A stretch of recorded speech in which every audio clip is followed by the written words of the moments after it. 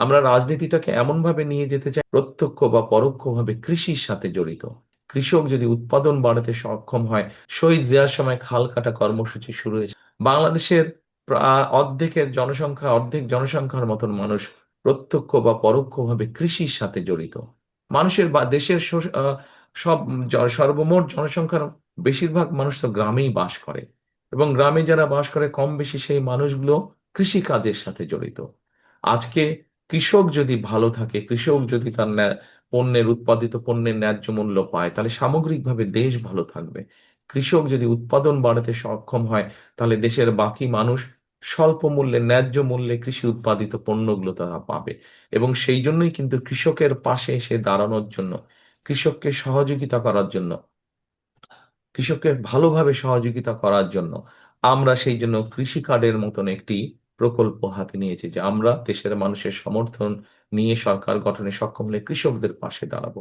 Family card দেওয়ার মাধ্যমে আমরা যেরকম ফ্যামিলি কার্ড যেটি আমরা দিতে চাইছি, এটি দেওয়ার মাধ্যমে যেরকম আমরা পরিবারগুলোর পাশে দাঁড়াবো, ফ্যামিলি কার্ড আমরা দিতে চাই শুধু নারীদেরকে। একটি পরিবারের যে নারী, নারী প্রধান যে, তাকে আমরা এই ফ্যামিলি কার্ডগুলো দিতে চাই, যাতে তার পরিবারের সহযোগিতা হয়, তার পরিবারের জন্য সুবিধা হয়, সাহায্য হয়। ঠিক একইভাবে আমরা দিতে চাই কৃষক কার্ড কৃষকদের জন্য। অর্থাৎ আমাদের রাজনীতিটাকে আমরা নিয়ে যেতে চাই, রাজনীতিটাকে শুধু স্লোগান, মিটিং, মিছিল এর মধ্যে আমরা সীমাবদ্ধ রাখতে চাই না। আমরা রাজনীতিটাকে এমন ভাবে নিয়ে যেতে চাই যাতে সাধারণ মানুষ বলতে আমরা যাদেরকে বুঝি, সেই মানুষগুলোর পাশে যাতে আমরা দাঁড়াতে পারি। তারপরে যেমন ধরেন, আমরা আরেকটি প্রকল্প চালু করতে চাই, খাল কাটা প্রকল্প। এখানে নিশ্চয়ই অনেক মুরব্বী আছেন, এখানে আমার সিনিয়র নেতৃবৃন্দ যারা আছেন তাদের মনে আছে যে শহীদ জিয়ার সময় খাল কাটা কর্মসূচি শুরু হয়েছিল, এবং সেই খাল কাটার মাধ্যমে কিভাবে দেশের মানুষ, সে কৃষক হোক, সাধারণ মানুষ হোক, কিভাবে বিভিন্ন পর্যায়ের মানুষ খাল কাটার উপকারিতা পেয়েছিলেন, পানির সুবিধা পেয়েছিলেন।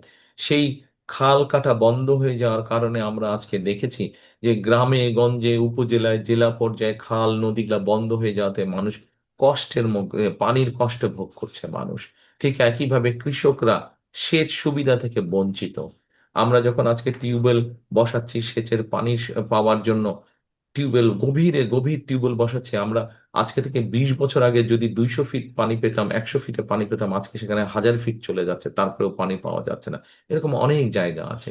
এই সমস্যাগুলোকে বের করে আনার জন্য আমরা খাল খনন কর্মসূচি শুরু করতে চাইছি, যা শুধুমাত্র গ্রাম অঞ্চলের মানুষরা, যা শহরের মানুষের জন্য উপকার হবে, সামগ্রিকভাবে দেশের মানুষের জন্য উপকার হবে।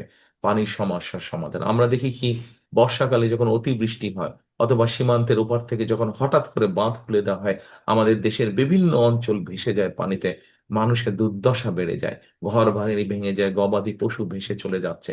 আমরা এই বন্যাকে নিয়ন্ত্রণ করা হোক, পানির সুবিধার জন্য হোক, সেচ সুবিধার জন্য হোক, খাল খনন কর্মসূচি, যেই কাজগুলো করলে সাধারণ মানুষ সরাসরি সুযোগ সুবিধা পাবে, সেই কাজগুলো আমরা করতে চাইছি। অর্থাৎ রাজনীতিটাকে আমরা নিয়ে যেতে চাচ্ছি মানুষের উপকারের জন্য। শুধুমাত্র যে আমরা শুধুমাত্র যে আমরা মিটিং মিছিলের মধ্যে রাজনীতি রাখতে চাইছি না, শুধুমাত্র এক দল আরেক দলকে শুধু দোষারোপ করবে। এই দোষারোপের রাজনীতি করলে তো মানুষের পেট ভরে না। কি করলে মানুষের পেট ভরবে, কি করলে মানুষ ভালো থাকবে, সেই কাজগুলো আমরা শুরু করতে চাই, সেই কাজগুলো আমরা করতে চাই। দেখুন, আরেকটি কথা যেমন বলি, এই যে আজকে যে বাচ্চাটা আফিয়া, ও বাচ্চাটা যে আজকে যেই বেচারা, যেই কারণে তার বাবা তাকে ছেড়ে চলে গেছে, অর্থাৎ ওর অনেক অল্প সংখ্যক মানুষের হয়, কিন্তু ও বেচারারও এই রোগটি হয়েছে, যে কারণে তার শরীরের রংটা অন্যরকম। গ্রামের মানুষ বিশেষ করে আজকে চিকিৎসা সুবিধা, বেসিক যে চিকিৎসা, মৌলিক যে চিকিৎসা সুবিধা, এই চিকিৎসা সুবিধা থেকে আমাদের লক্ষ লক্ষ কোটি কোটি মানুষ বঞ্চিত আজকে।